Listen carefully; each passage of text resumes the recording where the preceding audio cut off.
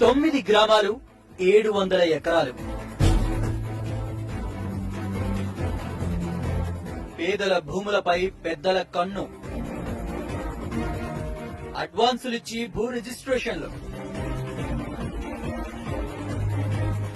బ్యాంకులను ముంచిన ఘనులు. ఢిల్లీ నుంచే తిరిగిన భూచక్రం. తెరపైకి వచ్చిన పాటిల్ ప్రాజెక్ట్.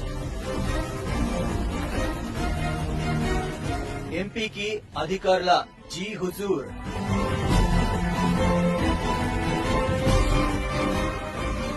కంప్యూటర్ రికార్డుల్లో మాయాజాలం. ఎదురు తిరిగినోళ్లకు వార్నింగ్. రైతుల చేజారుతున్న పొలాలు.